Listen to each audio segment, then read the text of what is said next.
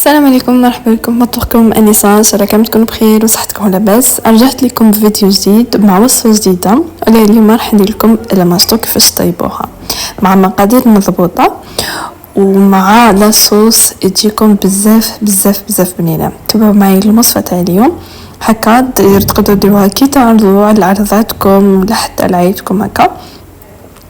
ديروا هاد الوصفه. اول حاجه واش راح نستحقوا فيها حنايا، عندي هنايا لوبيا ماشطو كما راكم تشوفوا ما شاء الله لقيتها طويله خضراء، عندي بصل، عندي مرصه الدجاج، عندي حبه طوماطيش، وعندي 4 سنين توم مرحيين وزعتره.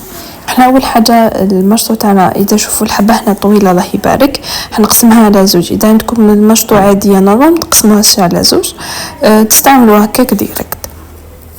انا هنا حنقي المشطو تاعي كامل بنفس الطريقه، بعدها نغسلوها ونجو نخدموا بها. كاين اللي المشطو يفوروها ولا يغلوها ومن بعد يحطوها في ماء بارد، تبقى لكم هذيك اختياري، ولكن طيبوها انا نحب نطيبها ديريكت هكا باش ما نفقد حتى من الفيتامينات تاعها.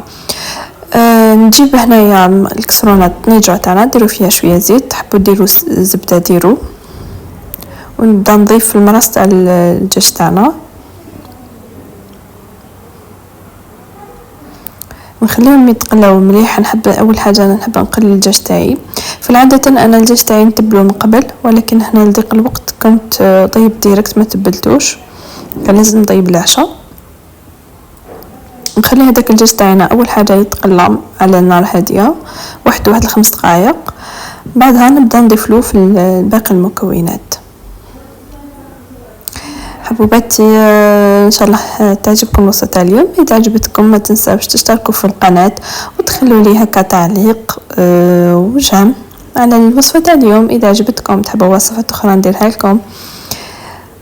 هنا راح نجيب المعطرات او المنسمات تاعي، راح تكون نزيتره وورقه تاع رند.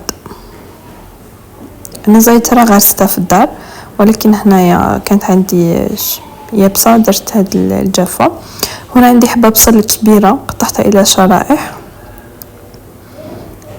وحنضيف سنينات تاع الثوم اللي حوالي قلت لكم 4 سنينات تاع الثوم كيما راكم تشوفوا، ونخليهم يتقلاو مع بعض. البصل تاعنا لازم يذوب لكم في الملح. بعد ما كيما راكم تشوفوا تقلى مليح هذه الكيفيه، راهو ذابلنا البصل تاعنا. راح كما راكم تشوفوا راح نضيف الملح والمشطو تاعنا. بالنسبه للتوابل انا المشطو ما نستعملش بزاف معها توابل، نستعمل العكري. وهنا ضفت الحبات تاع الطوماطيش تاعنا كنت رحيتها والفيديو تقص لي ما فهمتش علاش، يعني قلنا ضفنا الحبات تاع الطوماطيش. بالنسبه للتوابل هنا حنضيف كرويه، عندي العكري لانه مش راح نستعمل طماطم مصبره، تحبوا ديروا طماطم مصبره استعملوها. وعندي فلفل كحل وملعقه زنجبيل. الزنجبيل يجيكم بزاف بزاف بنين في هذه الماكله. كما راكم تشوفوا نقليهم نخليهم يطيبوا هكا مع بعضهم واحد 5 دقائق، ولا تحبوا لهم يطيبوا على نار قليله. شوفوا انا هنايا مرقت تقريبا كاس تاع ماء، مشالي الفيديو تقص لي فهمت علاش هاد المره الفيديو قاعدين يتقصوا لي. كما راكم تشوفوا لاصوص تاعنا هايليك طابت لنا عاقده ما شاء الله. كما راكم تشوفوا هنايا نبداو في التحضير تاعنا.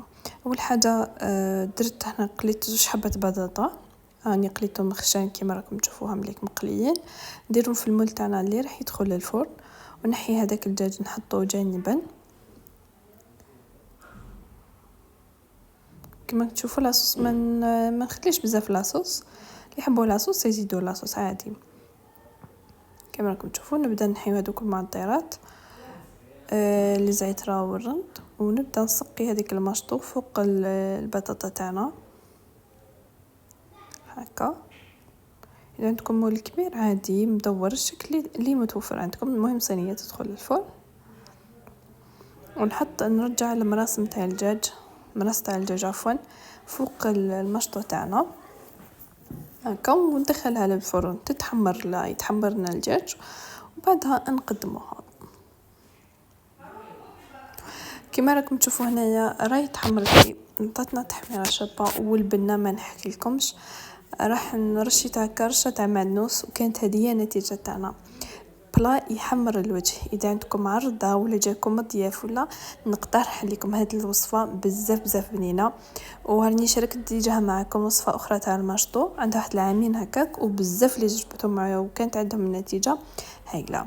الطريقه التقديم هذه هي كيفاش معناتها نفتو شويه من البطاطا وشويه من المشطو ونحطوا مرسو تاع الدجاج، وشوفوا الدجاج تاعنا كيفاش طايب بزاف هايل. ان شاء الله كانت عجبتكم الوصفه تاع اليوم. نتلاقاو في وصفه اخرى مع طبخ نساء. تهلاو في روحتكم وباي باي.